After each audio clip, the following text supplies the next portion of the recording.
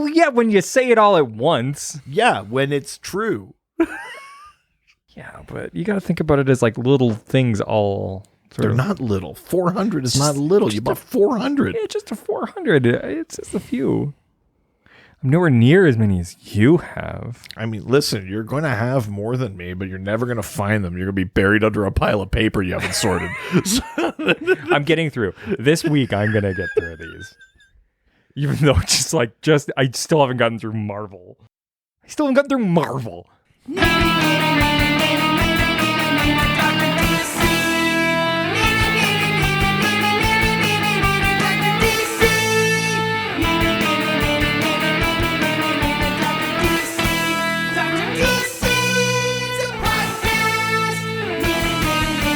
Welcome, residents, to the Dr. DC podcast.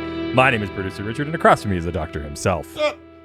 Hello, behind the pile. Oh my god, it's not that bad. It's not that bad. They're all like in one little corner. It's only not that bad because it's still like a contained number of things, but it's pretty bad. Yeah, but they all have a home. I have to reorganize them. I could all keep them in the formatting they were in, but I'm choosing to like cow to your like fucking system. No, I know. Listen, and when it's done, it's going to look great. Yeah. But right now, it is legitimate mayhem. Part of the problem is that this is full mayhem. Well, right now. We could talk about it on the double dose, but part of the problem is that I'm purchasing a lot. So and the real big we'll talk about it later. The problem with my collection is there's too much of it. It won't stop. Each week, we talk about the weird and wonderful world of DC while fielding questions from listeners like you. That's right. Barry.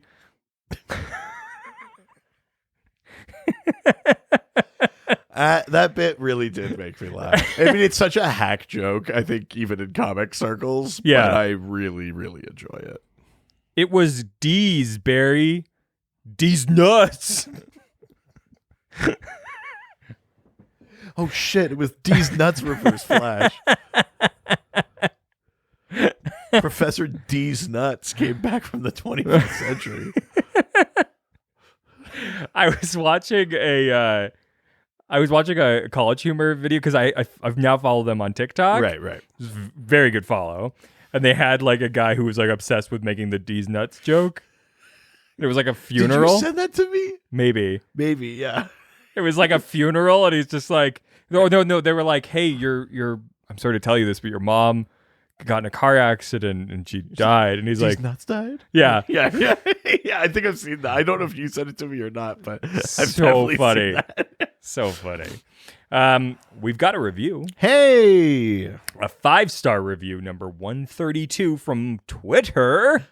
Oh, no, I was going to do no, it can't. Not yet. That's not. Not yet. This isn't the time. No, I'll just edge until then. Not here. Not like this. Not like this. From Truth, Justice, and Hope, our old friend, who says, hey, kids, do you want an in-depth comic book knowledge with wacky shenanigans? Go check out Dr. DC. 5 stars. Oh, thank you. That's very nice. I love that. Mm-hmm. This is tasty. It's very strong, but it's very tasty. We're having beers. Yeah, it's a session mead hopped buckwheat. Right, it's a mead. I forgot these are. It's a very strong flavor. It's good though. Yeah, it's good. It's just like if you're not prepared for mead, it's like it's strong. Are we having beers tonight? It was mead, Barry. Oh, god damn it! We can't. We started this. We can't.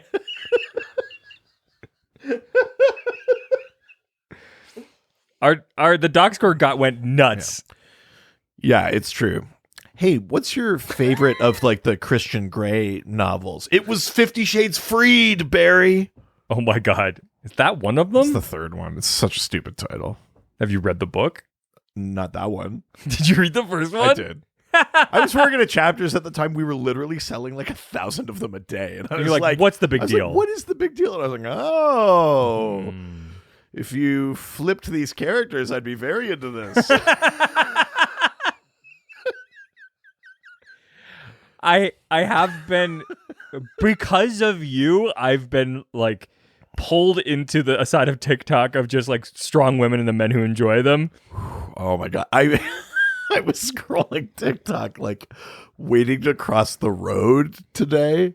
I just had my headphones in. Yeah. Like it wasn't playing out loud, but I was scrolling. And then I was very aware that other people were standing by me because my TikTok algorithm is like only feeding me buff women. It's like, I was like, maybe I'll do this later. That's very funny. Yeah. I mean, I get it. Well, do we want to get into this week's theme? Sure. We got no news. Well, it's Doctober. Oh my God, it's Doctober! Ho, ho, ho! Happy Doctober! That's right. Happy Halloween! Ho, ho, ho! It's fucking Doctober. This one feels like it snuck up on us. Yeah, I mean, well, I left the territory and came back, and it was Doctober. I was so surprised. Yeah. I was like, I left it in September, and it came back in October. It's really crazy. And it's the 4th right now. Not when this came. Well, out. yeah, because of like how the week went. Yeah, and there was a long week. There was a long week or a short week because there was like a holiday, and it was calling that a holiday doesn't feel right. You're right. All of it was very weird. Yeah, setup wise. Mm-hmm. Yeah, but. Yeah, it's Doctober. We're in the midst of Doctober. We're knuckle deep in October. Yeah, but only the first knuckle because there's a few more to go. Oh, you've no idea how deep into Doctober we're going to get. Well, I mean, I think there's a max of 3 knuckles, but... No, we're going to go whole hand into October. Shoulder deep into Doctober. Oh my God. We're going to administer horse medicine to Doctober. What is that stuff called again? What do you mean? A suppository? No, the horse medicine that people have been talking about. Oh, well, the ivermectin? Yeah, I don't think that you take that rectally, although I'm sure someone is. Don't know until you try.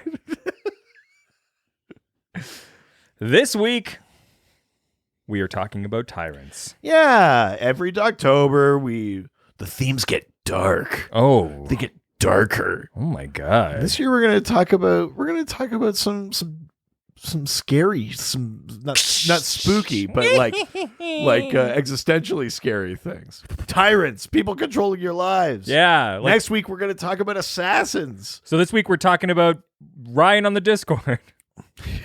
Shut the fuck up, man. He's going to fucking hear you. He's going to kick us off. Jesus, you got to fucking edit this. He's going to kick us off. That would be really funny, actually. Yeah. No, tyrants, like the Doctor. No. You've become a tyrant. How am I a tyrant? When it comes to comic books, you've become a tyrant. How have I become a tyrant? Never doing it right. I'm tearing down walls. And to put up new tearing ones. Down gates. Mr. Gorbachev. Gorbachev, tear down this gate.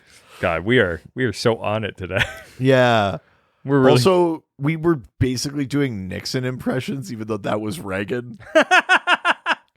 We were both shaking our heads like, I am not a General Secretary Gorbachev. It's like, we're wrong president. Oops. We're not American. We don't need to know his shit. I mean, but we're alive and we know history. No, barely. We know it's Reagan. Barely. We just can't do a Reagan. I'm pretty sure there's an episode a couple of weeks ago where I try and fail to do a Reagan. I can do like a different Reagan. I mean, there's damn it, I'm thinking of fucking son of a bitch. I think it's pronounced Regan. Yeah, fair. Can I do a Riley? No, we are talking about tyrants. This is what happens when we're away from each other for too long. We've literally been apart for 5 days. And for 2 weeks, there was gaps. There were gaps. I don't like it. I know. We're off our rhythm. Is this the end? No. This is how it starts? It was never started. Next thing you know, we're going to start having separate holidays. I don't like this. You're coming for Thanksgiving, right? Yeah, obviously. Okay, good. 2 separate beds? What? Let's get into some of the questions. Sure. Yes, baby. Let's go over to Facebook. Going to the face and the book. Going to the Facebook. First question comes from the most interesting resident. Yeah, you don't have your fucking computer out. Stephen Marion Almagro. That you remembered. Yeah, it's Stephen. Pepperidge Farm remembers. Is that a 9/11 ad? Someone on the Discord today used that Family Guy thing, but made it Tom Bombadil because we were having a conversation about Tom Bombadil today. But it was like, they used the lines from the book. It's like, Tom remembers. That's very Do you funny. remember the first acorn? Tom remembers. That's very funny. Stephen Marion Almagro asks, what happened to Mangakhan? Yeah, I don't think it's pronounced Mangakhan. Like, he has no connection. That's the convention I desperately want to go to. Yeah, Mangakhan. I would call him Mangakhan. You fucking Western piece of shit. It has nothing to do with manga. Mangakhan is a relatively silly character, sort of from that. I'm pretty sure he's from like that JLI era. But his thing is he's like an intergalactic broker. He will try to buy sell anything for like that has value. Okay. And that I think at one point, I think it's in the JLI, right? He captures Mr. Miracle and he sort of like forces him to try and sell some product or something. He tries to sell him to Apocalypse and shit, like to make a deal. Like Mangakhan's thing is that he's a broker. He tries to make deals. In Milk Wars, the Justice League of America and Doom Patrol crossover that happened, it was like Gerard Way, Steve Orlando, people like that working on that one. Mangakhan tries to sell the Prime Earth continuity at like bargain basement prices. Oh, really? To Mr. Nebula, I think. Yeah. Now, is he a tyrant? I guess some of his methods are slightly tyrannical, but he doesn't actually rule anything. Like he's in the like technical version of the term. Yeah, he's not. He has servants and stuff like that, but like you can be tyrannical against his servants. Yeah, I think he is tyrannical. So I guess by definition a tyrant, but not in like the political sense. Like he doesn't like run a planet. You know what I mean? Like it's not like, oh, Mangakhan, he's from. He's just kind of out there. Like I could be a tyrant. You are. As a boss. You are. I could be, but I'm not. I'm so nice. Well, I'm only mean to you, to be fair. I'm nice to everybody else. I actively am mean to you, but it balances it out because everyone knows the secret. What's the secret? That we're best friends. I'm going to break every piece of furniture in that office. Quote unquote accident. Yeah. Oops, as he's like throwing it out the window. Yeah, like a Buffalo Bills fan just like plowing through a table. Yeah, I mean, whatever happened to Mangakhan? I don't think we've seen him since Milk Wars. That's probably the most recent version. God, there's a book I need to get. But yeah. But that's Mangakhan in a nutshell. But yeah, I mean, I guess tyrannical in his approach. Because he has servants that'll press gang people into work and whatever for his own profit. But not sounds like my kind of guy. But not a specific like political tyrant. Doesn't have a country or a nation or a peoples, anything like that. Yeah, fair. Okay, next question. Matthew Poulter. Oh, Chicken Matty. That's right, the one and only Chicken Buck. Matty. Buck, who asks, in your opinion, who has been the most tyrannical editor-in-chief at DC Comics? Oh, shit. That's a tough question. I like that question. Oh, that's a weird, tough question. I don't know the editors and stuff that well. Like, I know them from Marvel a bit more, but yeah, harder. I mean, I'll be honest. It's an aspect of comic books. I actually kind of actively try to ignore because it's a thing that will ruin them for me. Yeah, like, well, because I focus so much on like what happens in the stories and that, and that's why I like. People always harp on me. Like I never remember what issue number something was, where I say something happened in the 90s, it happened in the 80s. Like I don't really give a shit. I just remember it happened. The stories, yeah. And I do try to stay away from it. I mean, Listen, I'm going to throw something out there. I don't know if he was necessarily tyrannical in terms of the content of the stuff put out, but I imagine that people worked in fear under him. But it's like a real like asshole like Eddie Berganza or something like that who just like let sexual misconduct or whatever fly. Oh yeah. Anyone even vaguely kind of racist, sexist, enably like that is bad. Someone like Eddie Berganza was probably bad. Who's that recent guy that made a lot of decisions you didn't like? What, Didio? Yeah. But when you listen to creators, a lot of them like him. Oh, okay. Maybe like he's probably good to creators. Like things were rushed, but he seemed like he was relatively well liked by creators. Well, because he himself was one, which makes it a little bit better. And here's the thing with Didio. Like, did I like any of the things he really weighed in on in terms of like the direction for the continuity? Not necessarily, but like, I can't deny that I'm fascinated by the shit he loves. Like, you look at the things he chose to write himself during his tenure, and it's like Metal Men, or like Challengers of the Unknown, or Phantom Stranger, or like the Forever People, and you're like, oh fuck, he likes cool shit. Yeah, like he's into it, like, and everything, creators like Gail Simone, or even like Steve Orlando or other people like that. I think generally he was relatively liked. So I don't know that I don't think he'd be up in the Tyrant thing. I think you'd have to go for someone bad. Was Jeff Johns the editor at any point? He was a chief creative officer, but never an editor. Someone like older, like well, yeah, everybody basically before is going to be awful just because of the period. There's one comics were terrible for a really long time. Hang on. There's one I'm looking here. I'm thinking maybe like Robert Kanigher. Yeah, he's the one that really hated Wonder Woman and kind of like ruined her. Oh yes, yeah. Fuck that guy. Maybe Robert Kanigher. Who were some of the other legendary editors like Gardner Fox? And I think Gardner Fox is probably generally well regarded. Who's the one that fucked over the Superman guys?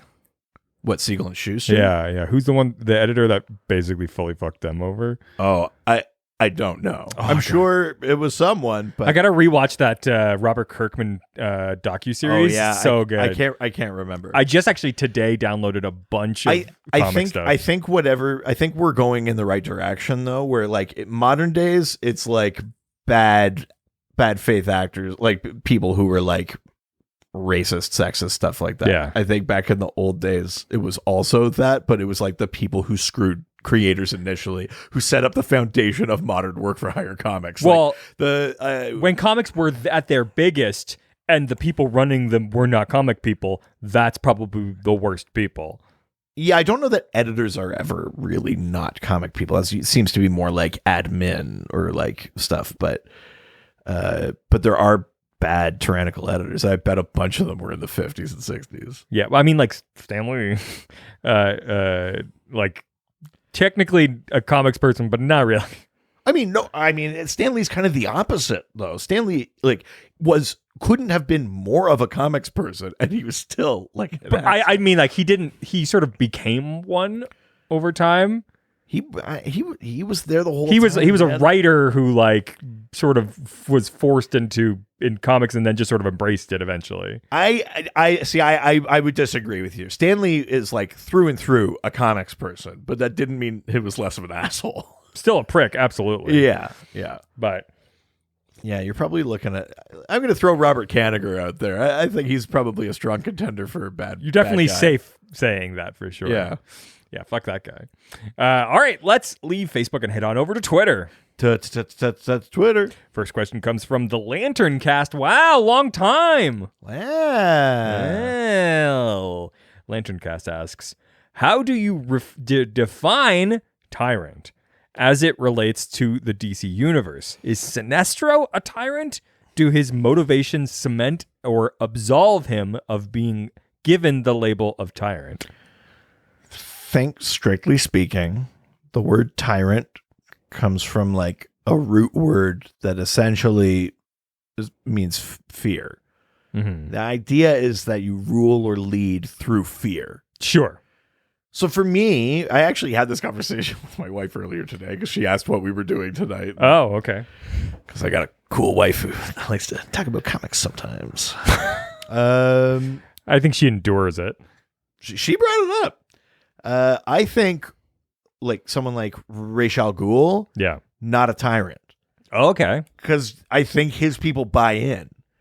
Like, there's an element of fear with him, but like I don't think he rules his own people through fear. Yeah. You know what I mean?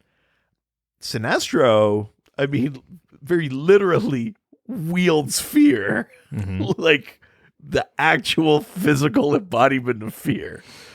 And you know, when he took over Koragar and stuff, it wasn't like Hal like kicked him out of there and all of the people on his planet were like, wait, we like that guy.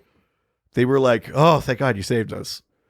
So like even to his own people, like he was clearly, I think he was tyrannical in that he was like coercing loyalty or fealty or whatever out of them. Mm-hmm. And doing it literally through fear as the Sinestro core. But it has to be over a group of people, right? Like, I think like his core, yeah, you know, you always get one of those things where it's like someone goes like, now I'm in charge of the core. Yeah, and he makes an example of them and everyone goes like, and that's the ruling through fear thing. You know, like I do think the Sinestro core not only literally wields fear, but he uses that as his means of maintaining control and order and whatnot, right?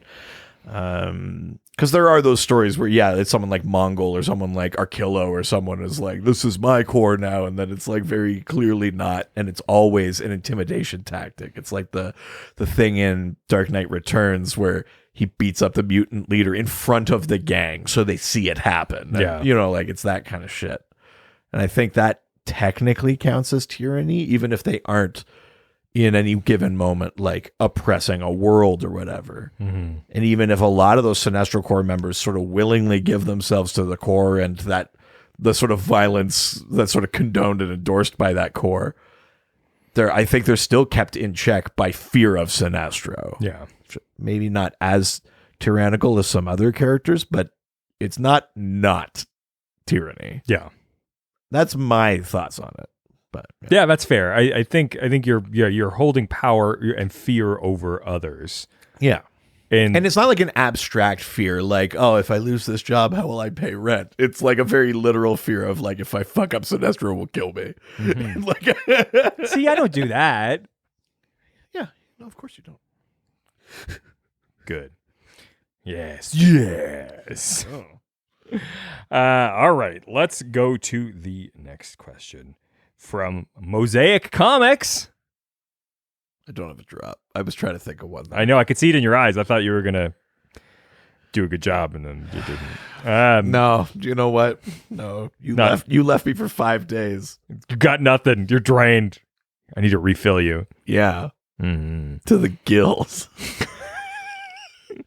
Mosaic Comics asks, is it inevitable that the standard model of the Green Lantern Corps will periodically produce tyrannical dictators? Lanterns are empowered and encouraged to exert their will on everyone around them while proclaiming themselves to be authority figures. Was Sinestro unavoidable? Oh. Yeah. In its purest form, the way the Green Lantern Corps generally has worked is An authority that was never asked for. the authority essentially derives from nowhere. Yeah. And then one of the most powerful weapons in the universe is given to someone whose defining characteristic is that they don't doubt themselves. Yes.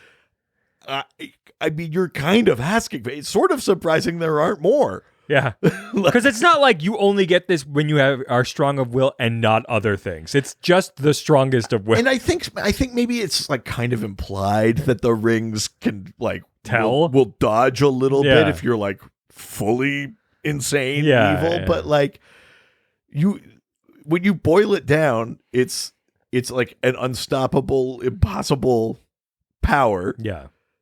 Given to people who literally do not doubt. Yeah. So they just think they're right.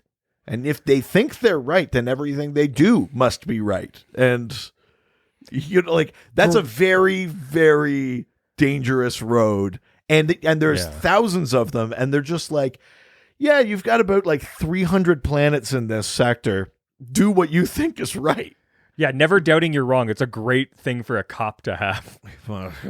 I mean, really, truly, you're hitting the nail on the head here. Mm-hmm.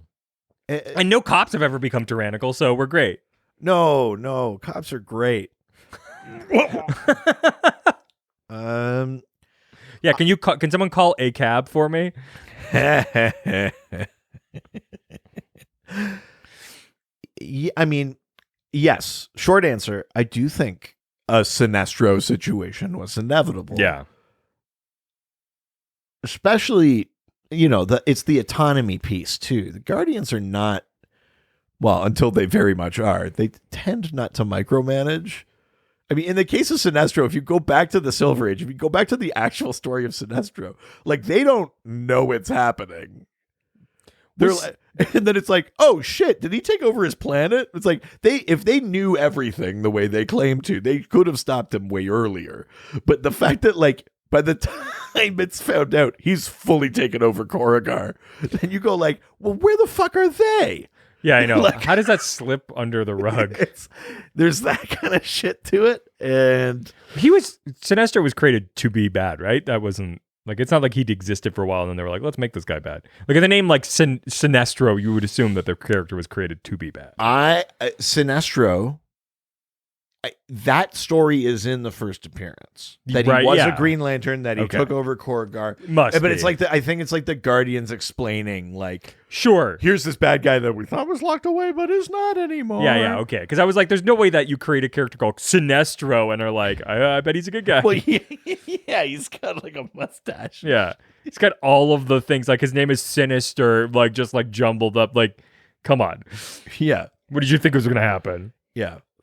Sinestro Marvolo Thal. Yeah.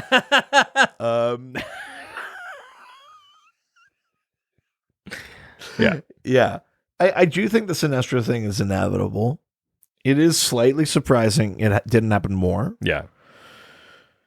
And I mean, the Guardians themselves, I mean, they claim to be, you know, without emotion, but almost everything they do is out of fear. Not tyrants in that they're not necessarily imposing fear on others, but like, why don't we go to the Vega sector? It's like, oh, we can't deal with the Orange Lantern. Like, well, why don't we, you know, why don't we do X, Y, Z? It didn't work before. We had robots. We fucked up. Like, everything they do is like covering up a fuck up. So then you have all these people that are like, I think I know how this should work. And the Guardians are almost exclusively like, like that clash is bound to happen. You definitely were always going to get someone like a Sinestro. Yeah. I mean, even Hal, you know, that's the whole point in Emerald Twilight is Coast City gets destroyed. And he tries to use his will just to bring it back, and that's obviously not enough. And the Guardians are like, you can't do this. And he's like, I fucking did everything you ever wanted. And in his head, in that moment, he's like, this is the right thing to do. And he destroys the core. And they go like, well, shit. God, I'm so surprised he didn't at least like question his motives. Oh, we shouldn't have trained him to be the most powerful person. Yeah. Yeah, you think he would have thought twice about this, the guy who never thinks he's wrong. Yeah. Yeah, I do think it's an inherent problem in the core. Yeah. Like maybe it needs like addition. Like there's a thing that I like about that Earth 1 Green Lantern. Yeah. Where the ring doesn't choose. Yeah. I know that's like a foundational part of Green Lantern. So like that's a crazy thing to mess with. And we kind of forgive it because it's in its own world. And I assume there's a bit of destiny involved with it, but that the choosing thing becomes problematic where it's like it's clearly not only choosing the strongest wills or someone like Darkseid would have a ring. Theoretically, right? Yeah. It's clearly trying to make moral decisions. But so then again you go, what is making that decision? Where does the authority come from and who is deciding? Was there programming involved with it? And if the point is that it's choosing people who are essentially good, then you're almost proving that at a certain point, if you are powerful enough, it will corrupt you regardless of how you start. Absolute power corrupts. Happened to Sinestro. There's other characters who abandon the Green Lantern Corps and join other corps for almost similar reasons. Yeah. But the point still remains that, like, if the ring is making that judgment call and goes, no, you're good, and you got strong willpower, and there's still this sort of like preponderance of people going rogue or bad, or, Volthoom, the First Lantern, he's bad. Krona, the Rogue Guardian, he's bad. Sinestro went bad. Hal went bad. Guy Gardner works better as a Red Lantern. He went over there. Amon Sur, the son of Abin Sur, becomes a Yellow Lantern. Like, there's... Yeah. Isn't maybe the same thing even happened to Tomar 2, who's related to Tomar Ray, becomes a Yellow Lantern. Like, all of these things add up at a certain point. How can you also be like inherently just good if you are never doubting? Great question. Like that, those seem like they wouldn't go together. I think they're fundamentally incompatible. Yeah. Which again leads you back to short answer. Yes, Sinestro was inevitable. Yeah. And if anything, it's not going to happen to everyone, because some of the lanterns are like good enough. Yes. But when you have someone truly great who's like the most powerful version of a person with the most powerful weapon, yeah, that's a fucking problem. I'm really looking forward to when they finally instill the Green Lantern Union. Well, yeah, normally I really support unions, but the Green Lantern Union exclusively exists to promote fascism. Yeah. There's in the new season of Brooklyn Nine-Nine, they have like the policeman's union. Oh, right. And the guy that guy that's in charge of it is the dickhead doctor from Scrubs, the Dr. Cox? Yeah. Incredible. John C. McGinley. Yeah, incredible. Dr. Cox is... I really need to watch that season. I haven't watched It's really good. And he's such like a good guy to be like the union head. I could see it. It's very good. Yeah. I love it. Right on. Yeah. All Green Lanterns are bad? Yeah. Yeah. Aglab. Yeah. Yeah, deal with that, Lantern Cast. Yeah. You know what? If you listen to the Lantern Cast, you're tacitly endorsing fascism. You think cops are good? I think that's the... Just such an insane like guilt by association kind of. Next question comes from Braydon. Yes, the donkey rises, who asks, whatever happened to Darkseid's father, Yuga-Khan? Another Khan. Khan! I'll chase him round the Antares maelstrom and through perdition flames before I let him go. Leave you in a world of for all eternity, buried alive. Khan! I used that for the beginning of one of my Punk's band songs, and it's a great intro. Wrath of Khan is so fucking good. Yeah. It has no the center of a cold, dead planet. So good. Ricardo Montalban, man. Yeah. Very good. Yuga-Khan. Yuga-Khan. Megakon? Yuga-Khan! Yuga-Khan, do it. Yeah. Thank you. Yuga-Khan is Darkseid's father. Technically makes him like one of the old gods. The sort of generation before the new gods. Oh, is that how that works? Yuga-Khan, extremely powerful. So powerful that even Darkseid kind of fears him. Wow. The original ruler of Apocalypse. Yeah.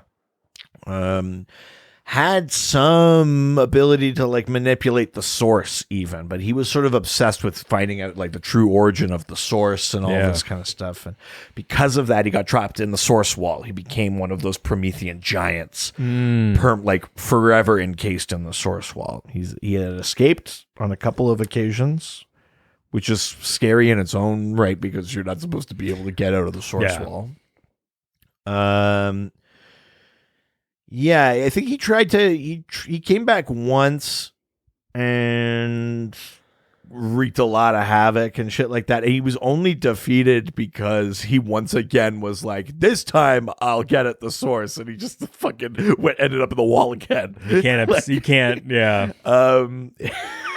like he was only defeated by himself, basically. Like he couldn't be beaten by anyone else. Yeah. Extremely powerful. Very briefly in the New 52, Shazam got the power of source manipulation from Yuga Khan. It was during Darkseid War, and Shazam's connection to the gods was like severed, and the wizard found new gods for him to get power from, and the Z in Shazam was replaced with Zonuz, which is meant to be like an original name of Yuga Khan. Zonuz is good news.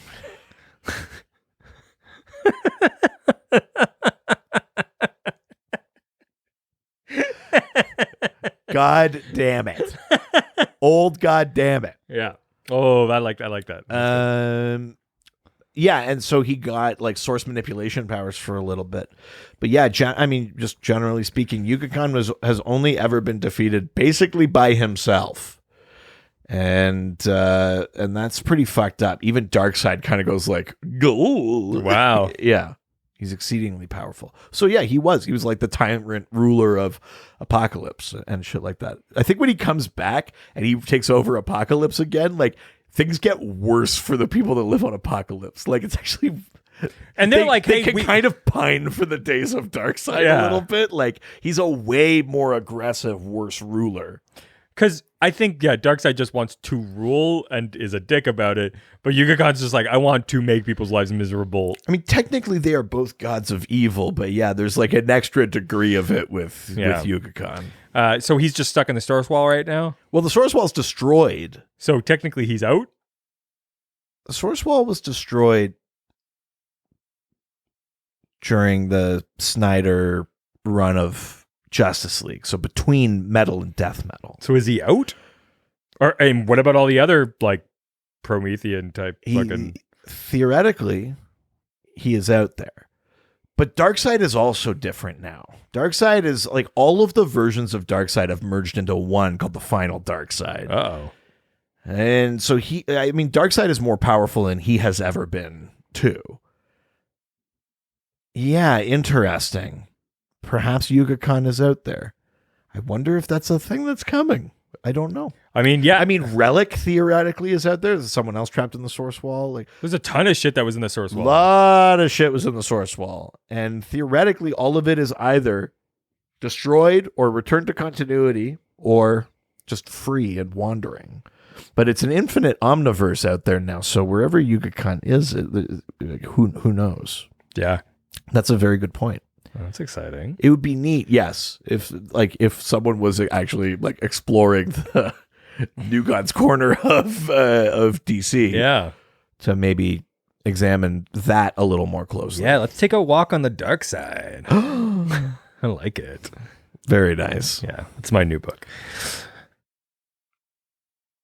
No, you got nothing. Okay. I was almost going to try to work Yuga Khan into the like. Come on, baby, I was like, there's too many syllables. I don't know where Yuga Khan fits. I'm not Come on, Yuga Khan, are you doing that jump? Yeah, Yuga Khan. Yeah. I was trying to work my way through that. God, if we only ever put out that music, that DC music album. Yeah. The 1 year since that happened. Oh, that was pretty cool. Fucking Gail And Simone. we just like recently revisited our number one hit Thon song. It's so good. God, that would have ended up on it. God, we really could make an album. I mean, we could. We won't, but we could. Unless. So much more money.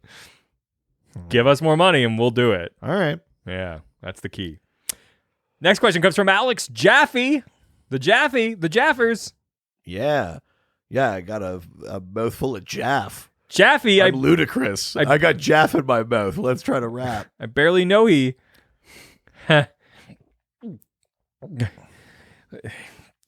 Alex asks. Come on, man. That's, yeah.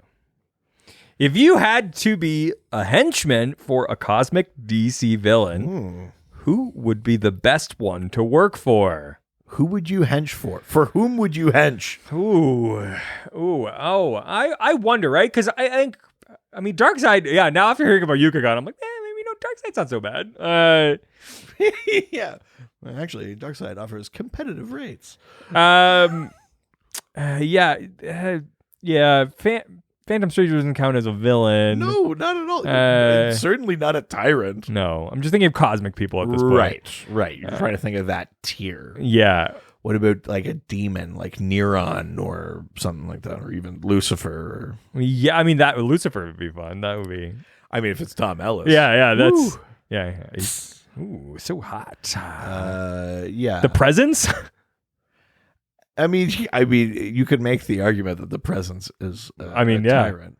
You're being very sexual with your hands right now, and it's. I'm not. I'm just stroking the mic stand and looking at me.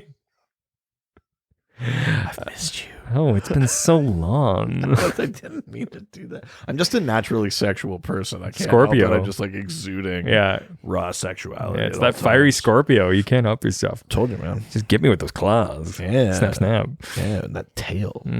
Oh, you never know when it's going to come for you, the behind. Yeah.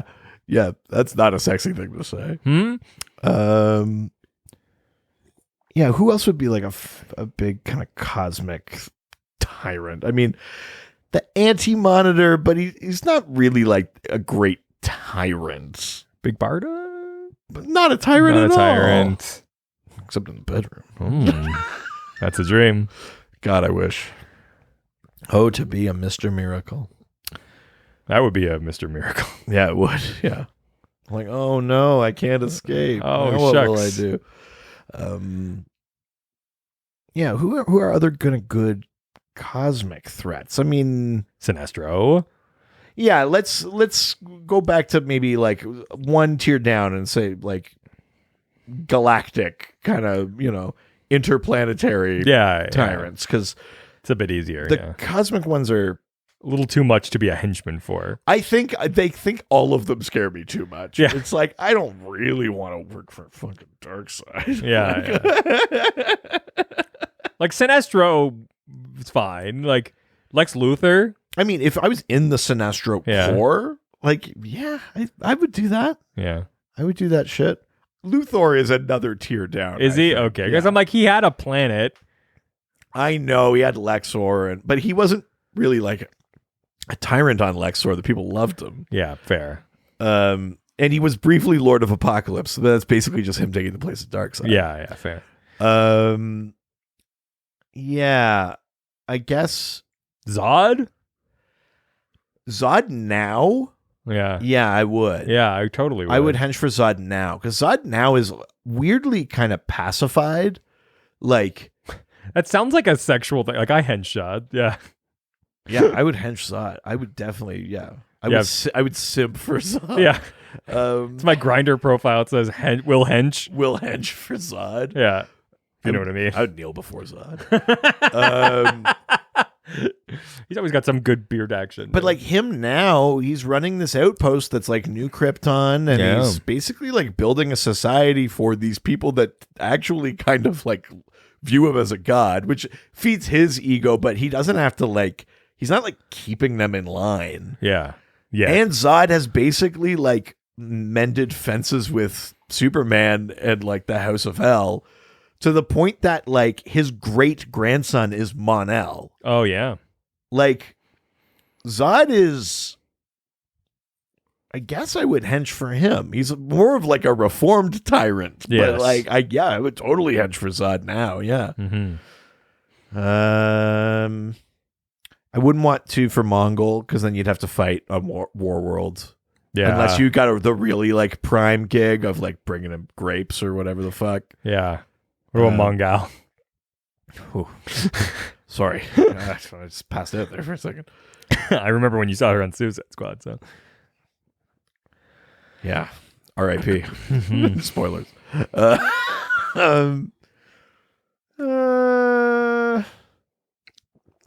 Trying to think if there's any other kind of big cosmic-y ones I would... I mean, I guess I could hench for like a Lord of Order or Chaos as one of their like people, like if I got to be Hawk or something like that. I would hench for a Lord of Chaos if I got to be Hawk. If you consider them hench people for them, which is not really what that relationship is, but fair. But other people could like Kestrel also. Kestrel is more of a hench for the Lords of Chaos than Hawk is just part of the thing there. Manhunters? Oh.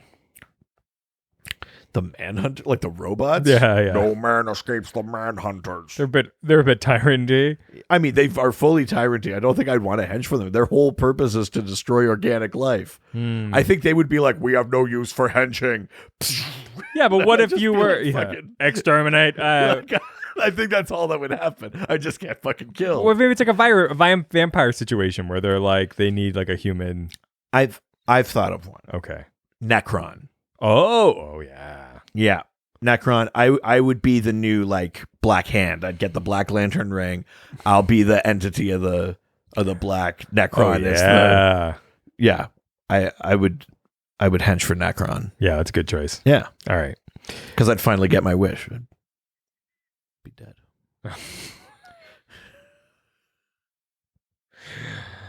Fair. Yeah. Okay. Too dark? No. I spent 5 days without you. I've thought about death a lot. All right. Next question comes from, talk about a soldier made of brass. It's Organ Knight. That is not the name. Organ Knight mate. Mare. It says mate. You wrote it wrong then. Oh, sorry. Fuck. I just copy and paste yours. So son of a bitch. Well, you're Organ Knight mate now. Change your name. Yeah. Change it. All right. Organ Knight mate asks. I'm so sorry. No, that's what it is now. What's up with Mongol's kids? Right. So Mongol, intergalactic tyrant, ruler of Warworld, which is like a giant artificial satellite. Like that's no moon kind of like satellite. I'm a big fan of Warworld. It looks like a saw machine, like the movie. Like yeah, it's Planet Danger. It's where Astar was trying to escape from. Oh no, that's Warworld.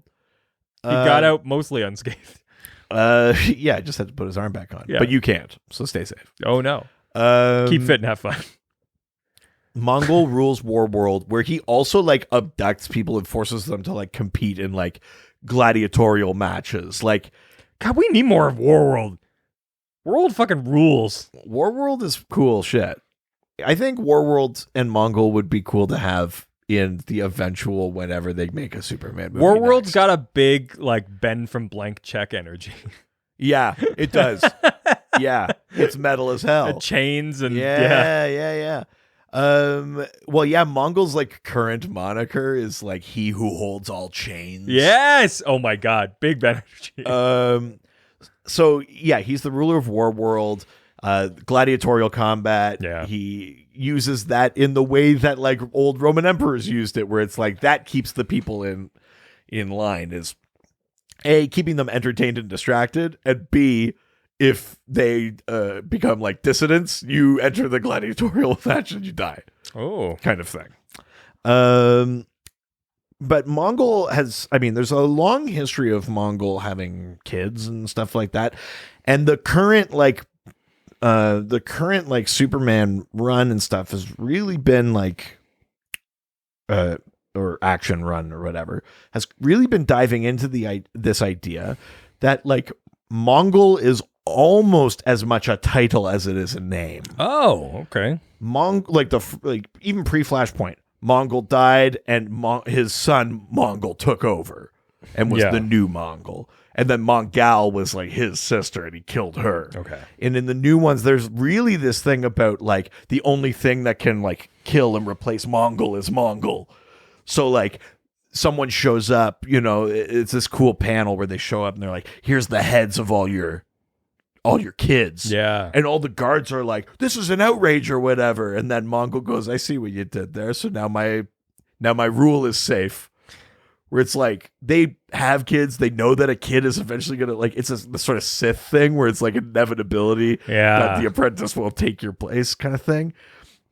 There's something kind of fucking metal about that I really like about Mongol.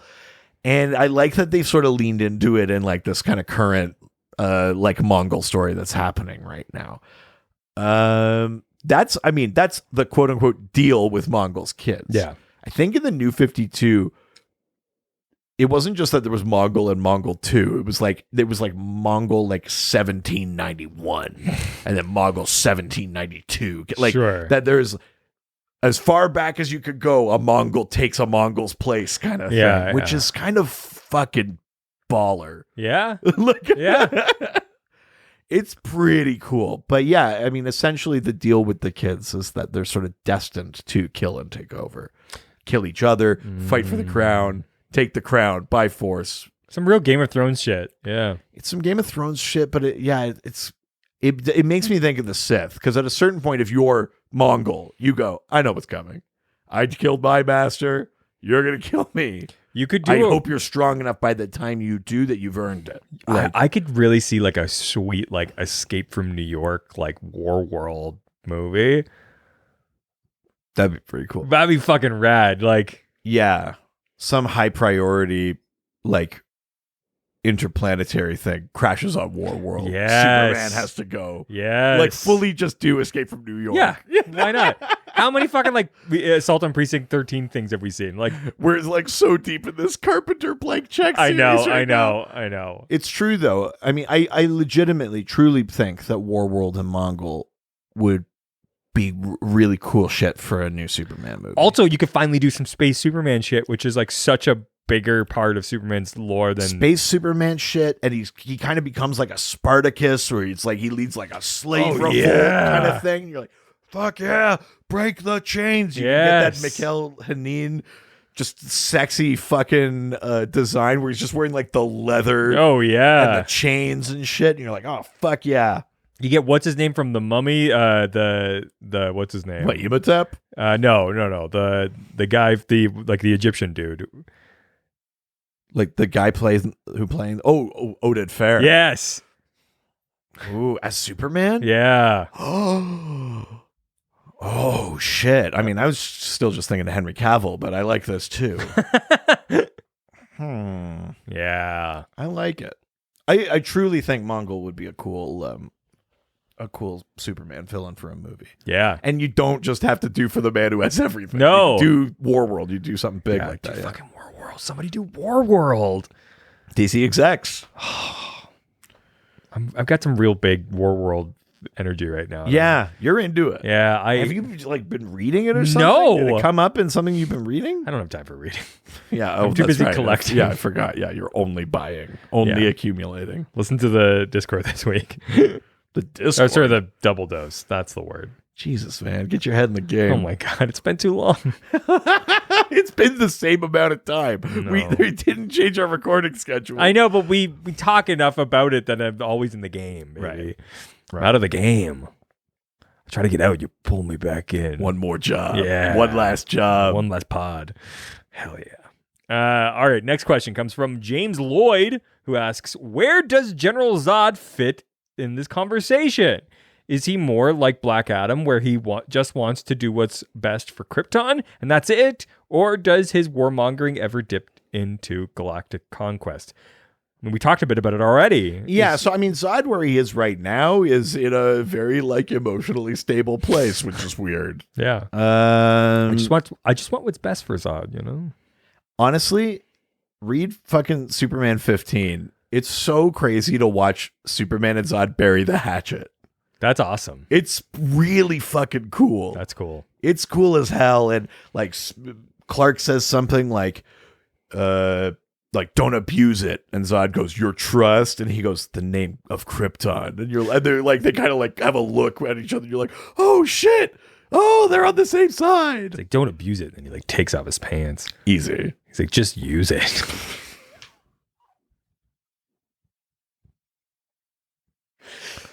Kneel before hug. Yeah.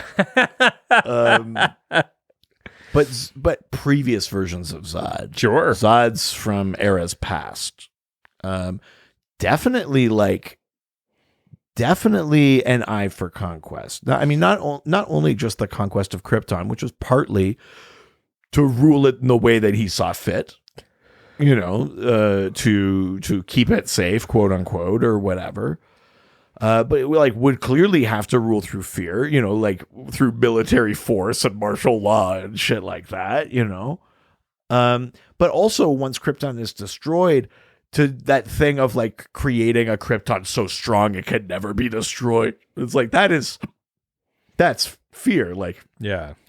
you deliberately find a yellow sun planet and you free everyone from the Phantom Zone, and you have all the Kandorians or whatever. The new Krypton arc was like them declaring war on Earth and shit like that. Like, I think that shit is in there.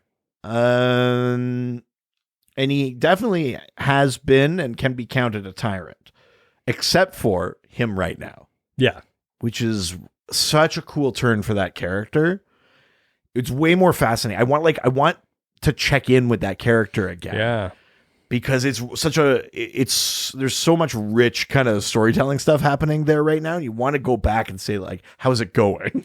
Yeah. Was he sincere? Is he keeping up with it? Like, what does a Zod like that look like? We kind of get that in the Legion of Superheroes thing, because you see him and he's fucking like 1,000 years old, and he's like, "Oh, Mon-El, I'm your great grandfather." Yeah. And he's like, the L's and the Zods are like one bloodline now. You know what I mean? Like, there's cool shit, and you see a future version of him that's like fucking mellow as hell. But it would be neat to catch up with him at the beginning of that journey. And what does it mean to like relinquish that impulse to rule through force and fear? And that, like, how hard is that for him? And what does he have to accept when he's not the one like fully in charge? You know what I mean?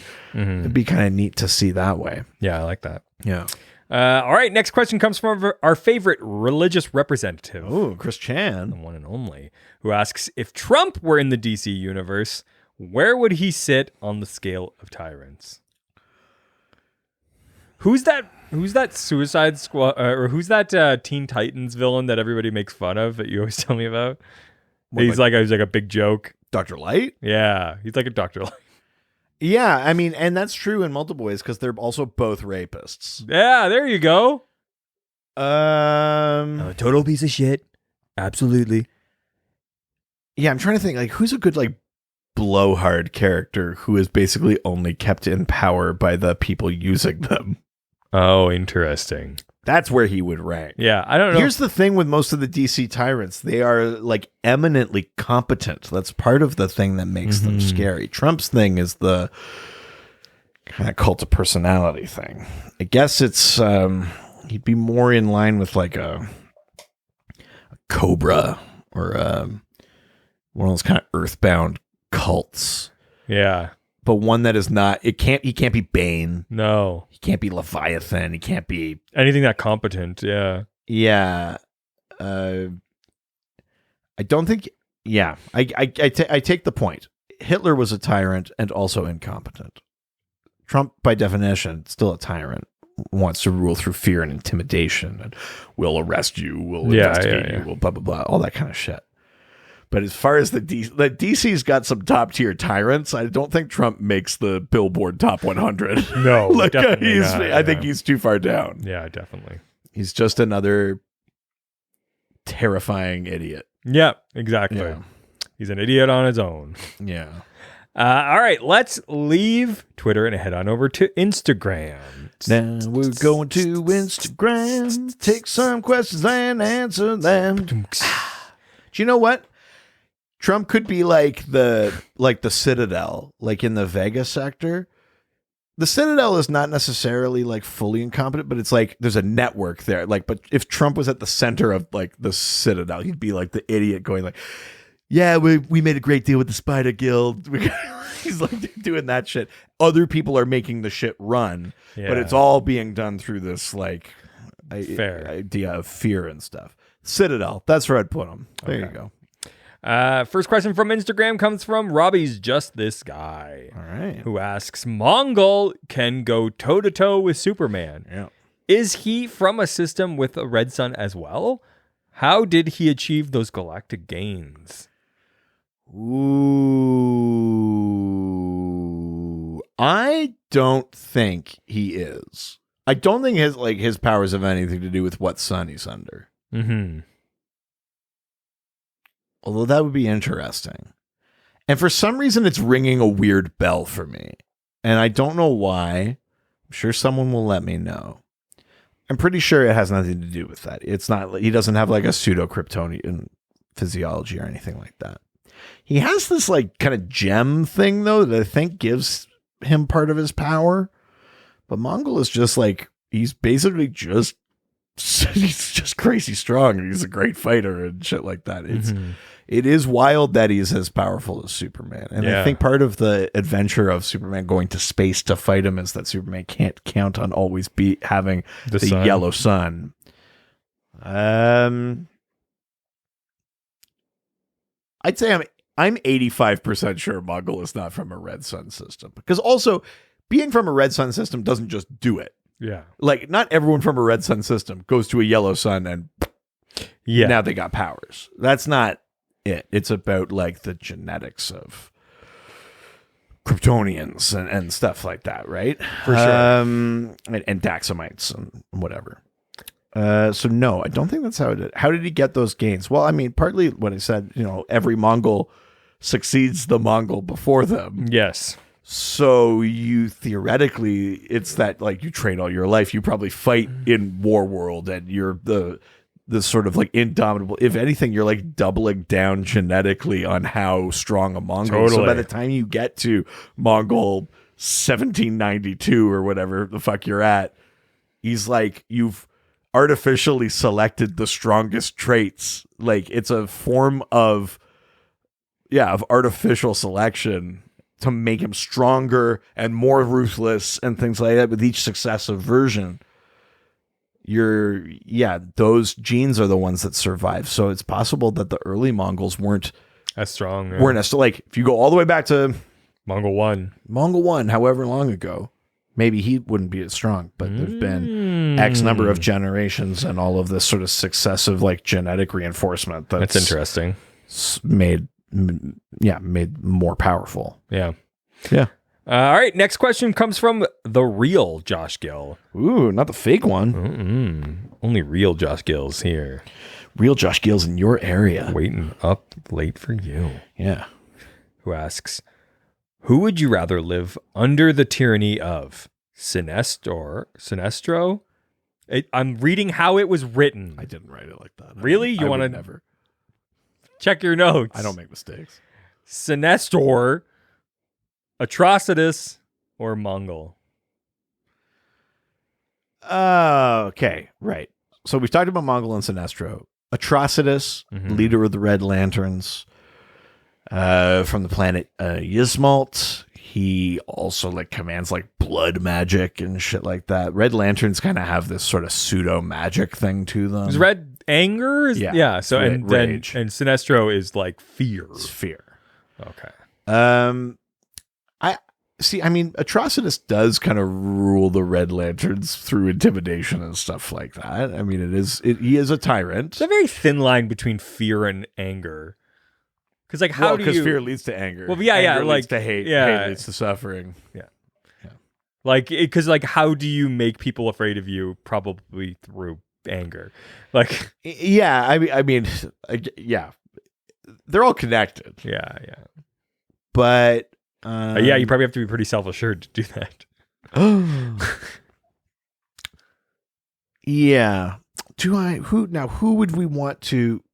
Is it live under or henge for? It says live under. Right. See, like being a citizen under Atrocitus, like if Atrocitus takes over a planet or something, that feels.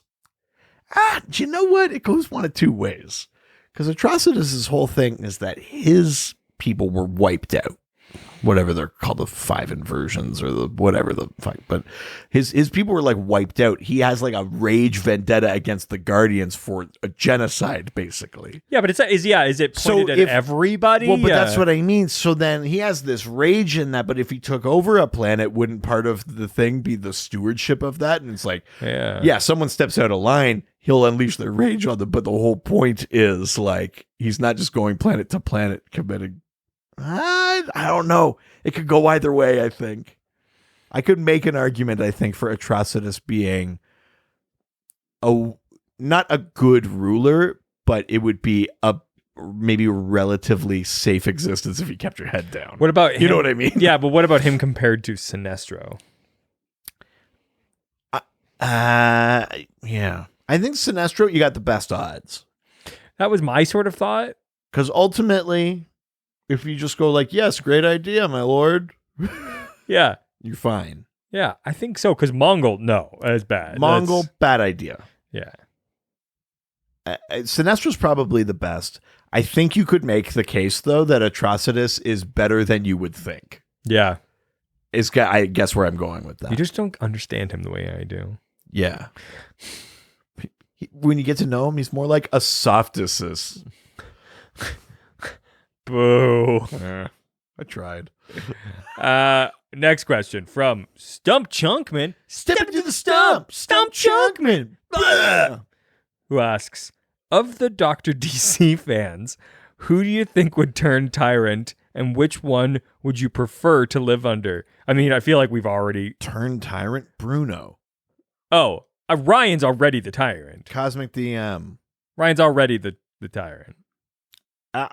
Listen, I love you all dearly, but so many of you have the Tyrant gene. No, I don't think so. You're all sweethearts. Oh, you fucking simp. It's so simple. Richie. Richie's a simp. Yeah, you're just too willing to be a hench, I think. Yeah, I'm gonna turn that into a new alt-right term. You fucking hench. These fucking henches. Yeah. You fucking snowflake hench. God, how has that not been taken? No kidding. Oh, God. Remember we used to call each other cucks? That went away. Oh. Yeah, they kind of ruined that for us. Although I think they had it first and then we took it. And then we were trying to bring it back and it just didn't work. Yeah. We're trying to bring it back. Yeah. That's our word. Yeah. The actual cucks. Yeah. No, who on the docs? Who I'm gonna pick? I gotta pick one. Mm-hmm. I don't think it's the other Ryan. The other Ryan's a good guy with a good soul. He's the only one that and a stands kind up heart. He's already a tyrant. He's not. How could he be a tyrant when he's got a good soul and a good heart, and a kind eyes, and a nice butt? Yeah. I think Bruno would agree with me that it's him. I think Bruno is so particular about so many things, and given the opportunity to guide everyone down a very specific path, I think Bruno would take it. I think Bruno may enjoy power, and he has the ability to lead. I think people innately follow him. Yeah. Like you seem to be doing right now. I don't know what you mean. Yeah. He's my best friend. Yeah. Okay. Here we go. Yeah. What was the rest of the question? Oh, I don't know. Yeah. Who would you prefer to live under? Oh, I mean, I'd rather live under the benevolent reign of butt fart butt, or Yo Crow at Scarecrow or something like that. I'm going Jess. Oh. Yeah. I mean, there's some. None of the people that we're naming have the Tyrant gene in them, which is why we're naming them. I mean, yeah. Well, I want to live deep under Josh Gale. Oh my God. Yeah. Yeah. So much so that I'm in, he's inside me. Do you know who's who plays it kind of sleepy sometimes on the doc squad? Ravana. That's true. Ravana's in there, kind of poking around. Yeah. I think Ravana is making a quiet coup attempt. Oh no! I'm gonna blow up their spot right now. Yeah, if you go down to the basement, you'll see all the gunpowder kegs. Yeah, Ravana's got a real Guy Fawkes kind of energy. Remember the docks of the Scored. Yeah. Well, good thing that you brought that up, because next questions are all coming from the Doc Scored. Oh, just Doc Scored. You just gotta. The first song comes to your mind. Sometimes when we docs, the Scored docs too much, and I have to docs my Scored and cry. Wow. Where did that come from? Great question. No idea. Wow. First question comes from... Yeah, now that we've alienated everybody by saying who we think is a fucking tyrant. I know. Well, first question... Or not naming someone and they go like, what about me? I'm a tyrant. Yeah. I could rule everybody and be mean. No, you couldn't, Mad Seb. Oh, wow. First question comes from having a crisis of faith. Yeah, Bruno. Yeah, because I haven't come out and made my official statement about if I go Wally or Barry. Because you go Barry and you're too much of a simp. You're too much of a fucking hench to let Bruno down. You know in your soul you're a Barry man. No, that's not. I just haven't. Fucking hench. I got a fuckload of Barry. I'm about to find out. Or That's sorry, Wally. I got Barry. I got a shitload of Wally. I got a lot of Wally. So I need to find out. I've never read Wally. I don't know. My only Wally is from the Flash show, and you're a Barry man. No, we don't. Just admit it. We don't know. You're a Barryman. John Barrowman. Oh. Yeah, he came out kind of shitty lately, though. Oh, did he? Yeah, he made some like unnecessary like negative comments about some movies that didn't need it. Just keep your mouths shut, everybody. Who asks, what if Doctor Doom moved to the DC Universe? Oh, okay, interesting. A character I know very little about. I know. I'm like, isn't he just like I know he's the ruler of Latveria. Mm-hmm. I know his like powers are kind of magic based, I think, kind of. Sure. He seems to be like at the nexus point of magic and science. Is he a Fantastic Four guy? He is. Yeah, I got some Fantastic Four now. He's a Fantastic Four. He's their arch enemy. Sure, yeah.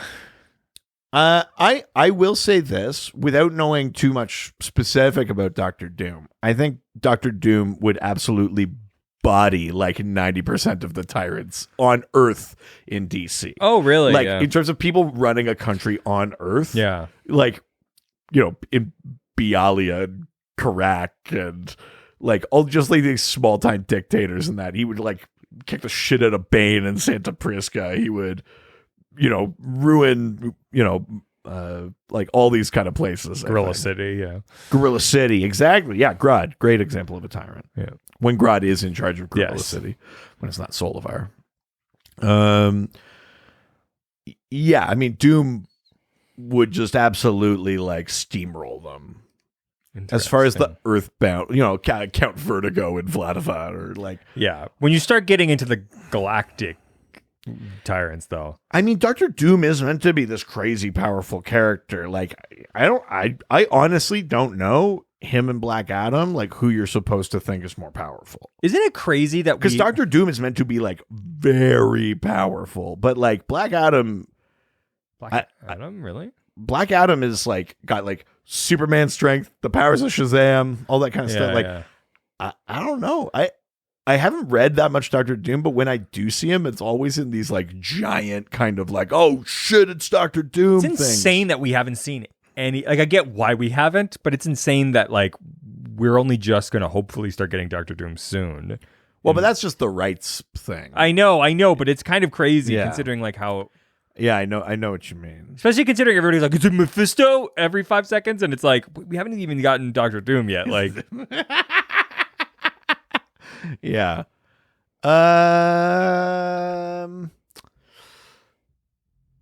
Yeah. Oh, man. He's a character that would do well in DC. I think he would. I mean, but that's also like literally Lord Havoc is fair. DC's Doctor Doom. I mean, Doctor but Doom, not seem in the same way, yeah. Doctor Doom would also body Lord Havoc. Yeah. Just, yeah, it's interesting. A character like Sinestro or Black Adam, I kind of wonder if... Where he would stack up? I kind of wonder if Doom could hold his own.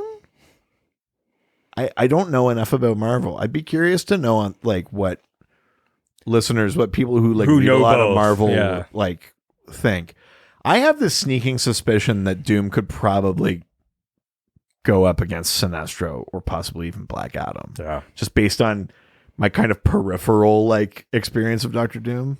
Interesting. Yeah. Cool. Good question. Next question comes from Yo Crow and Scarrow, who asks, the word Tyrannosaurus comes from the Greek word. Oh, sorry. Can I get some like sweeping music behind me? The word Tyrannosaurus comes from the Greek word meaning tyrant. So what dinosaur would be B-Rex's Joker? And were his parents killed after leaving the Stone Theater? And killed by caveman Joe Rag Chill? Right. So B-Rex, it's one of the Dark Multiverse Batmen who, after being in like a Batcave cave-in, transfers his consciousness into the robot dinosaur in the Batcave. Incredible. But that doesn't mean he is a dinosaur Batman. So like, it's not like this is the dinosaur Earth where there's a Dino Joker and he's fucking like. I mean, that would rule. That would be cool as hell, but that's not what that Earth is. Yeah. So unfortunately, like B-Rex's Joker is just Joker, who maybe if he survived that, like, you know, maybe he'd be like, oh, Batman's a dinosaur now. I'm going to find a way to upload my consciousness to something insane. And he would do that. But like, theoretically, because the multiverse is infinite and the omniverse is infinite, there is dark a dinosaur multiverse world. is all twisted different ideas. There must be a world somewhere in some realm where they are actual dinosaurs, not just the actual setup of B-Rex. I want to see that. And in that one, I guess like what's the one that spits on Newman in Jurassic Park? I think the Joker is that one. Oh yeah, because that's almost like having the flower kind of thing, the secret poison kind of shit. Like that makes you sense. kind of like you could have the fan thing to sort of scare or like. Were you ever a dinosaur guy as a kid? Kind of, but not enough. Is that one the? Is that a no, it's not a Diplodocus. No. It's a what is the spitting one? It's a something saurus, but I can't. I'm going to look it up because it's going to bug me. I'm just going to type in spitting dinosaur. Who spit in Newman's mouth? I mean, that might get you a different answer. What spit in Newman's? You could just say spitting dinosaur. No. It would be quicker. No. It's such a weird way to ask that question. It's how I ask all questions. What spit in Newman's mouth? I feel like you're gonna get a weird answer. In Jurassic Park. Wow. I mean, you might get what you want then, I guess.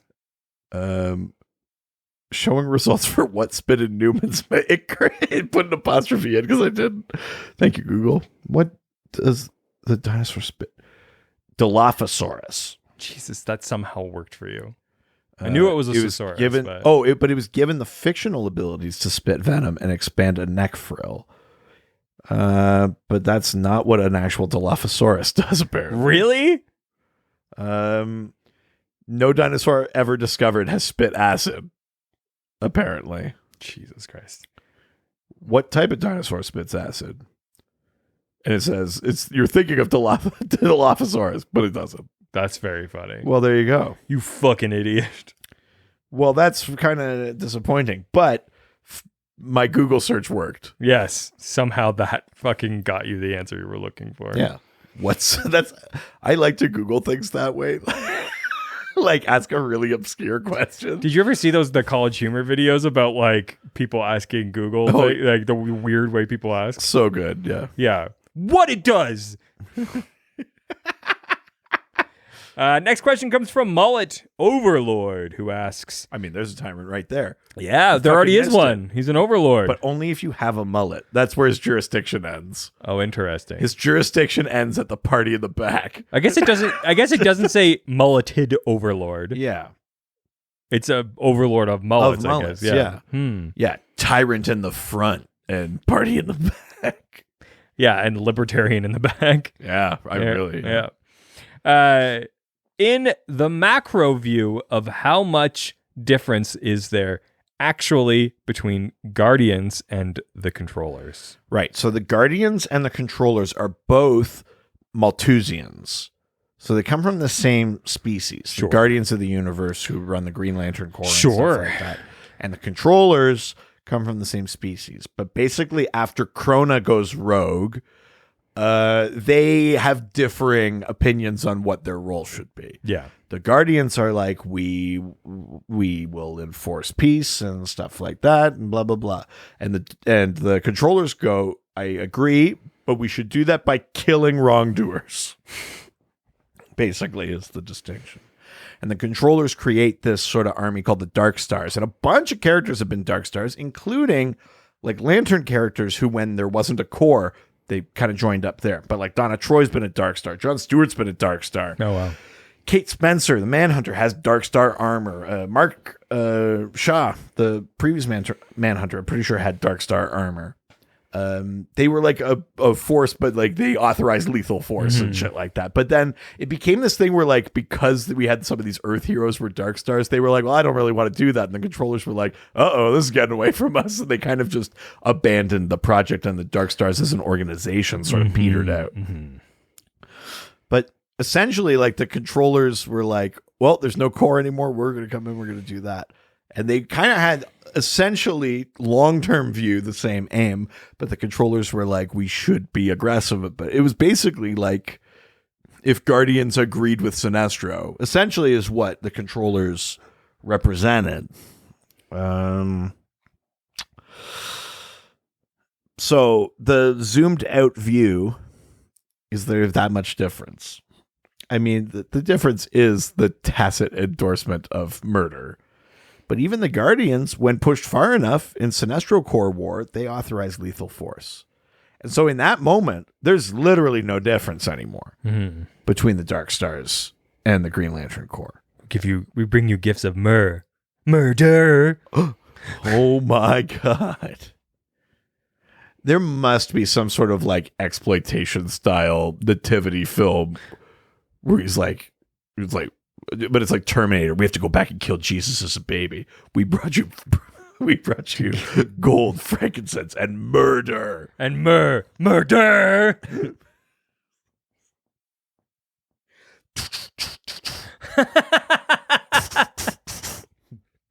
Jesus Christ, come with me if you want to live. That's very funny. Oh my God, Jesus Christ. Very good. Boy. Yeah, I mean, I take the point. I don't know that there is that much difference between them. You know, the Guardians, I think, kid themselves a lot that they're on the right side of history and that they're doing the right thing and that they have chosen the right path. But I mean, functionally, you're deriving authority from nowhere, and whether you're killing someone or throwing them in a science cell forever, like, that authority still comes from nowhere. I mean, it's obviously better that they aren't always endorsing killing, but they ultimately do when pushed hard enough. So then, yeah, I mean, really, functionally, I don't think one is especially like more moral than the other, you know? Yeah. Very interesting point. I mean, the Guardians are like kind of like the secret bad guys of Green Lantern anyway. Like, they are always ultimately the ones to blame. Yeah. They fucked up. They gave too much power to the wrong people. And then they have to deal with Sinestro. And then they didn't deal with it properly. And they threw him in prison. And then when he escaped, they were like, Hal, could you clean up our mess? And then, you know, like, they're like, Hal, we cannot let you have your family back. But instead of actually like showing empathy or explaining it or anything, they were like, no, we're not gonna do that, you little bitch. And then he's like, I'm coming for you. And then they're like, oh no, let Sinestro out, he'll fight Hal for us. They're like constantly just being like, fuck. Like, that's funny. So yeah, I mean, they're kind of the ultimate always bumbly kind of bad guys of the Green Lantern story. So comparing them to the controllers is not that crazy. Yeah. All right. Next question comes from the other Rhine, who asks... The other Rhine? Yeah, that's how you spelt it. I don't mistype. R-Y-N is what you wrote. There's no way I mistyped that much. Look it up. All I do is copy and paste. And edit, apparently. But not the show. Oh, you have no idea what I've kept out. Yeah, you want me to stop cutting things out? I mean, now... There was something very recently I cut out. But that was like legally that could not be in there. I mean, yeah, but I don't have to do that. I love the idea that everyone's going to be like, wait, what? I know. You'll never know. Or you might eventually. I mean, yeah, maybe. When it's allowed. If it is. It's past the statute of limitations. Oh. Yeah. God, it's so hot. The other Ryan asks, which current Green Lantern would make the best Tyrant? Ooh. So, I mean, we already said all Green Lanterns are bad. Yeah. Egg Lab. Yeah. So which Egg Lab is the most Egg Lab? I mean, the one who already went bad? How? Yeah, Yeah, I mean, obvious choice, but let's go like slightly deeper in, maybe. Yeah, okay. Larfleeze? Not a Green Lantern. Oh, yes. Who? And Larfleeze is a kind of a bad tyrant because he kills everyone. Yeah. I mean, the thing that I guess makes him a tyrant is he sort of like steals the souls of the people he kills and makes them orange constructs that serve him. Yes. Which is kind of fucked up. But yeah, the tyranny of that is dubious. Yeah. He fully controls the constructs. He doesn't have to rule them through fear. He's already killed them. Oh, who's the little guy, the little microbe? Liesel Pon? Yeah, Liesel Pon. Liesel Pon as a tyrant? Yeah. But why? Because he can go inside of people and he can make them do whatever he wants. Would he? I mean, why not? Oh, Jesus. I was gonna say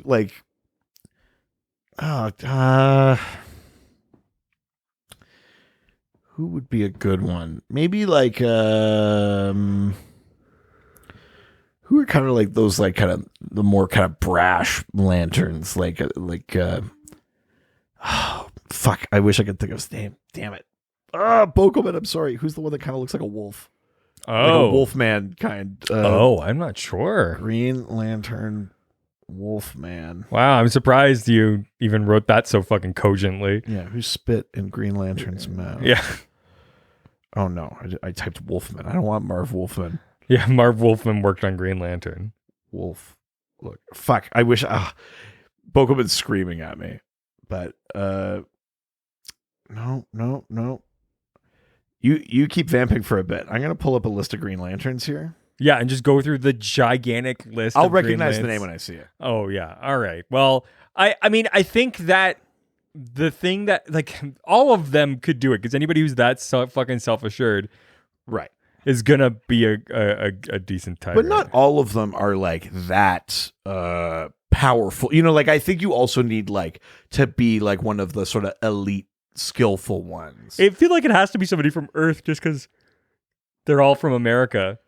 You know what? I bet you Lyra, she would be a pretty good tyrant one, I think. Yeah. No, that's not who I'm thinking of. No. There's so many Green Lanterns. Just wait. Give me a second. You're not going to find it. Yeah, kind of Boudica, maybe. Is it Graf Torren? Is that the one I'm thinking of? No. It's not Hanu. Yeah, Lyra I talked about. Yeah, Boudica and Lyra I think are possible ones. Maybe Tomar 2. Fuck, I'm not gonna find them. No, you're not.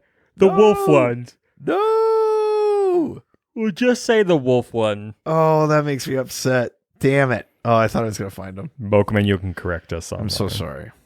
But I will say, two strong ladies in there, Boudica and Lyra. I'd throw them both in contenders for possible Lantern Tyrants. Buddha, would be rocking everywhere. Listen, I'm just saying I wouldn't mind being under their boot heel. Put my neck right under there. Yeah, 100%. Next question comes from Cosmic Crunch Primal Form. Jesus.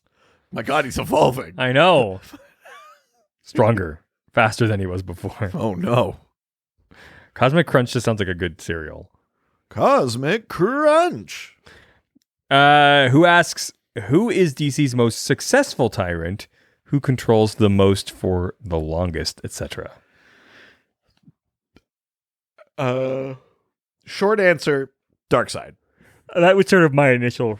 No one has had as firm of a grip for as long on such a firm grip. Mm-hmm. So long on the the full planet of Apocalypse. He's the ancient opposite enemy to Highfather and the new gods. Oh, Highfather. Highfather. New Genesis and stuff like that. Yeah, I mean, it's got to be Darkseid. He's definitely the most successful. Now, the most like prolific. Darkseid's like they always talk about conquests and stuff like that, but it's not like you never really see like Darkseid's empire. Like if anything, if anything, they got closer to it in the Justice League movie. If they conquer a world, they almost certainly just like strip it for resources and then leave. You know what I mean? Yeah. Like as opposed to like actually like, great, we'll put a city here. Like in the Justice League movie, we got a window into like a court. Like yeah, but that's on Apocalypse. Yeah. But even in that one, he talks about turning 100,000 worlds to dust. He didn't say I turned 100,000 worlds into provinces. Yes. So definitely the most successful tyrant, but not necessarily the most, he's not like really expanding territory. That's not really his aim, frankly. Mongol weirdly is almost like a lineage of failure. Every time Mongol encounters someone or takes something over, a different Mongol, he loses it. Yeah, he's lost Warworld before. He took over Korrigar and he lost Korrigar, New Korrigar, or whatever. He took over whatever X planet that like got kicked off of it. Like Mongol's entire history is taking something over, doing a really good job of taking it over, and then losing it right away. Yeah. So Mongol is actually probably like weirdly the worst, really bad one. In the middle you have probably more of those Earthbound ones. Black Adam. I mean, but not a tyrant as a Black leader. Black Adam is more of a tyrant to the world around. The world around him than he is within Kandak. Yeah. Kind of doesn't count, to me at least. It's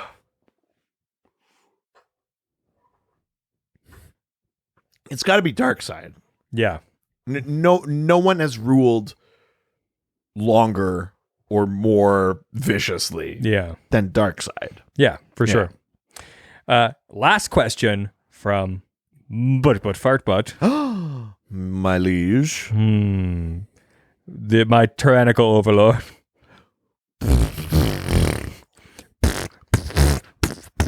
Yes. We shall salute him in the common tongue.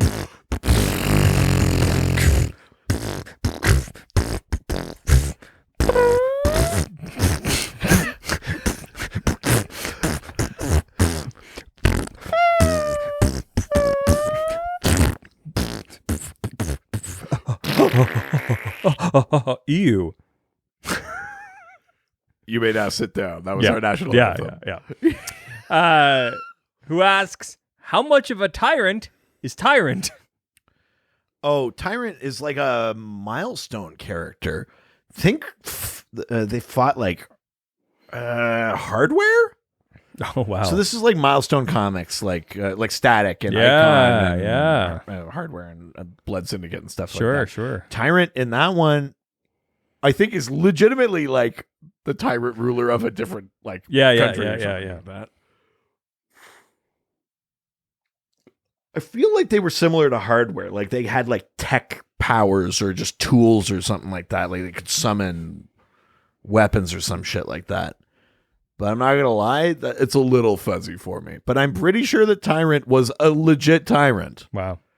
So, like an apt name, not just like a person who was like, I will be a tyrant to you. Yeah. Like, I think they actually had like political credentials for it. Yeah, pretty sure they fought Hardware. Something to do with either tech powers or had like gadgets and technology and a big kind of armor suit and shit like that. Cool. But that's Tyrant. Wow. What a great way to end our episode Lives. on Tyrants. Episode, that's what I meant. Yep. But before we do, it's time to play everyone's favorite game. Can you guess the name of the character based on who someone does not read comic books can describe that character to us? I'm ready. Are you? I mean, never. That would imply preparation, which, as you know, I don't do for this. Well, and I got a little treat because one of mine came from one of the books that I was going through today. So, all right. Yeah. So, if you don't know how this game works, I send a photo of a DC character or characters to my wife, who does not read comic books, nor does they care for them. She sends back 4 clues describing what she sees. all right. I'll play your game. Like I do every week. Yeah. It's, Without question. yeah. 4 clues. All right. I'm ready. Are you? No, but yes. Okay. Yeah, sure. Yeah, no, sure. First clue. Space sumos. Space sumos. Yep.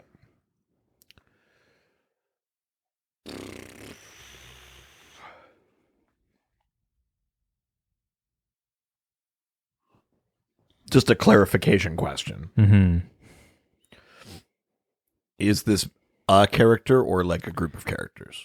Space sumos. Fuck you, man.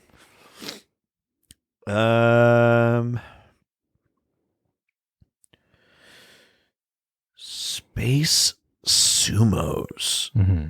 I don't even have like a first guess here. No. Next clue. I mean, this is not it. I'm just gonna say Sunny Sumo, so I've said something. No. Okay, great. Next clue. Okay. Speed skaters. Space sumo speed skaters. Yep. We're not talking about. Well, no, she wouldn't say skater for this. We're not talking about.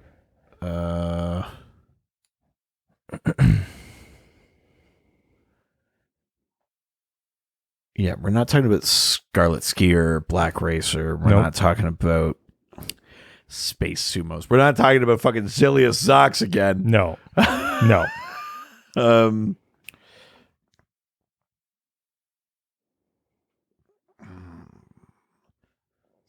Big, but speed skaters. So maybe they're not big. Maybe it's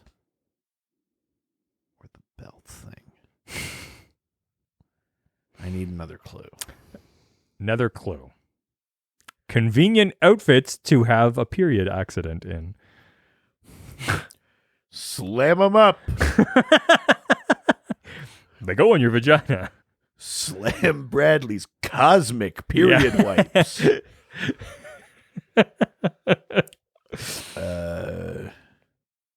I gave you good advice. Sumo me. You owe me.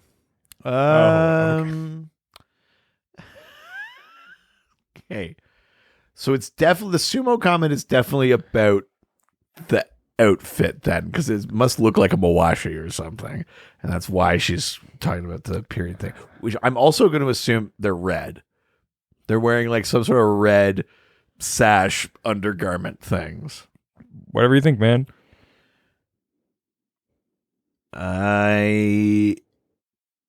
Fuck though, but who?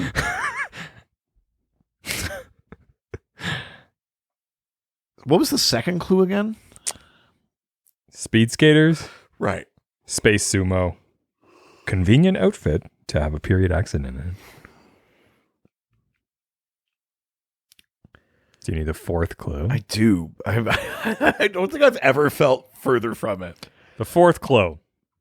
This might make things worse. The fourth and final clue. American depiction of a Japanese superhero team of bankers.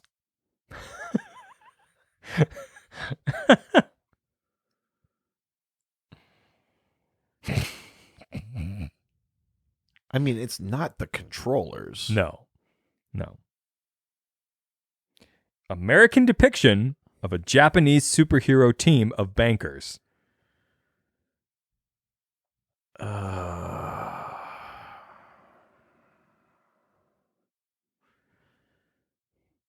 Sumo. Speed skater. Slam them up.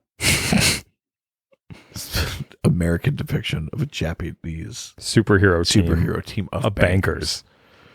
Sure. So they're like wearing suits or ties or something and fucking big period wipes slammed. And in your esteem, Yeah. are these like they're like accurate clues, they're just not helpful? I would say 3 out of 4 of them are very accurate. Sure, yeah, One yeah. of them is very much leading you in the wrong direction. Right. Can you tell me which clue is leading me in the wrong No. direction? Okay. That's as much as I'm giving you. One of them is very to the point where I was like, really? But I was like, sure. Drastically. She was like, yeah, but this one is blank. And I was like, I mean, I guess. Right.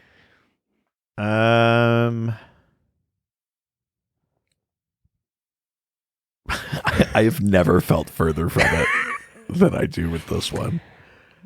Are you giving up? Maybe I'm trying to think too, like,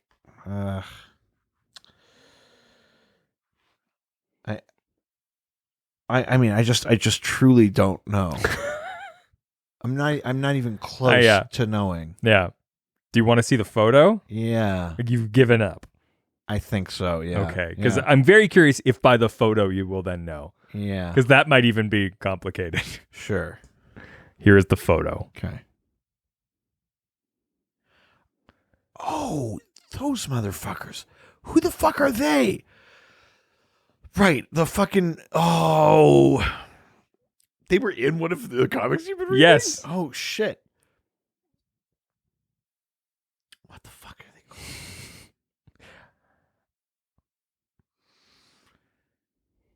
The money. No. You're on the right path, though. I know. Do you want me to give you the letters? Yeah. There's 2 letters that are the same letter. Both words start with the same letter. Right. The letter is K. Which is not the way that those 2 words are supposed to be spelled. Like the Cash Crew or so something close. like that. Yeah. So close. Yeah. What the fuck is their name? You want me to tell you? Yeah, yeah. It's the capitalist couriers. Yeah, they're Which book are they in? They're in one of the action comics. Oh man, fuck. Yeah, they were just like, and actually it was just celebrating one of them.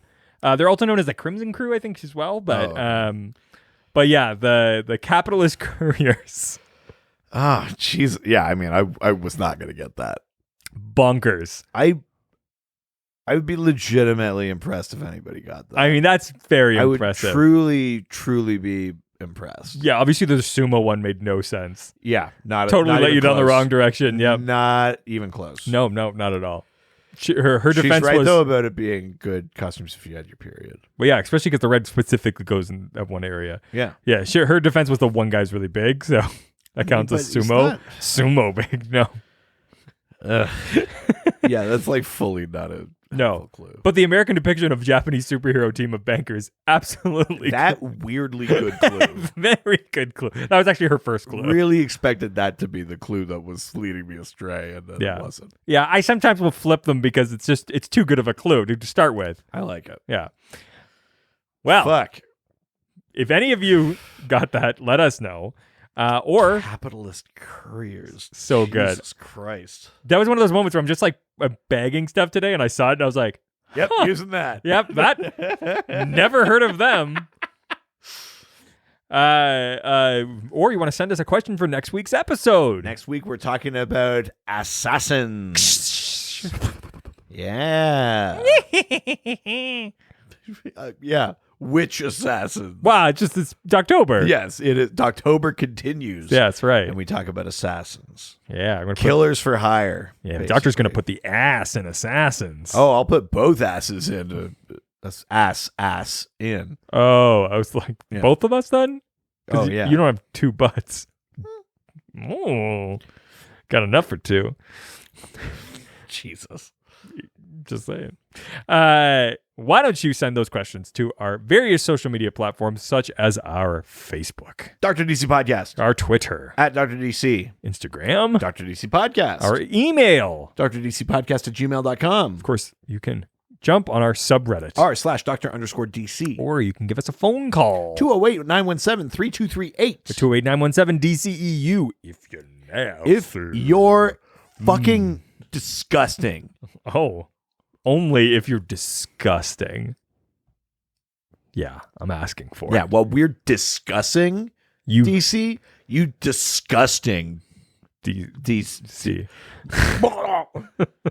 Of course, why don't you jump on our website? DrDCPodcast.com or .ca. All of our old episodes are on there. And Baby. our merch is on there. Merch. Yeah, buy our merch. Wear me. Yeah. Put me on your chest. I'm gonna write the full lyrics to Thon Song and put them on a t-shirt. Could you have full lyrics? I can figure it out. Yeah. Of course, we got one at the beginning of this episode. We want those 5-star reviews. Yes, please. Reviews, please. We'll take them basically anywhere you can put it, but love to get it on the iTunes. That definitely helps us out. Yeah.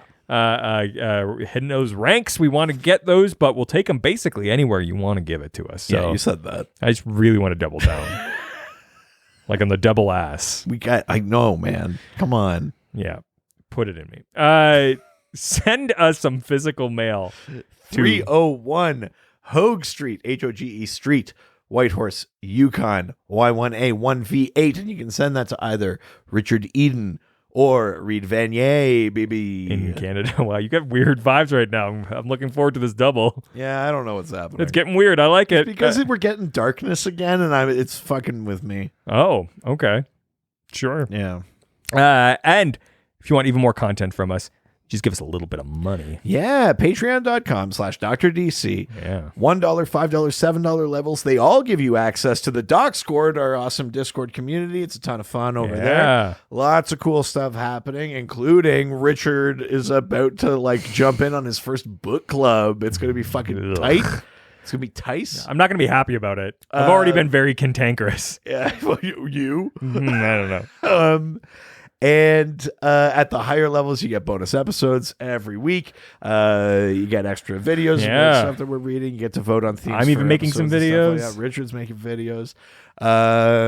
And not this week, but later in the month, there will be some spooky contributions to the Double Dose. Oh, and in honor of Doctober. And the Doxners is coming. Yes, and the Doxners is coming. Not the Doxkers. The Doxners. Yeah, not the Doxkers. I deliberately picked it for its cumbersome pronunciation. Yeah, and you only get to contribute if you're on the Docscord. That's right. Baby. So make sure you contribute to us financially. Yeah.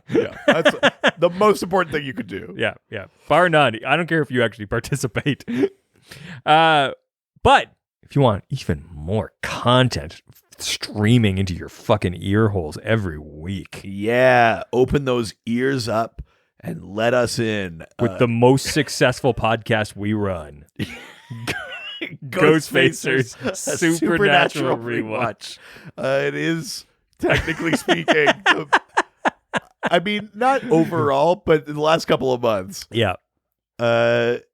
Yeah, we're watching every single episode of CW Supernatural. We talk about real world monster lore. We talk about behind the scenes stuff. It's a lot of fun. It's way more popular than Dr. DC. And we put way less effort into it. Yeah, well, I mean, you do. I put more effort into that one than this one. I mean, actually, that's not true. No. I put a lot of effort into this. Yeah, I put in more effort. And this is as good as it's ever gotten. Yeah. I put in all the effort over there. Yeah, that's true. So who would have thought? And I produced this one more in the grand scheme of things. Do you? I mean, I did. Yeah, I mean, that was ages ago. Yeah. I've really just put the brick on the gas pedal and hopped out. Yeah.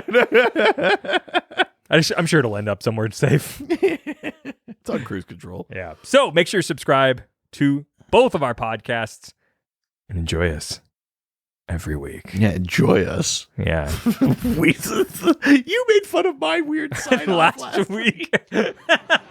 Ciao, ciao. Adios. Superheroes. They always fight for what is right. Live with danger and adventure. They are men of might. This was a Brain Freeze podcast. We will be seeing you next time. Have a good night. Yeah. I was like, what?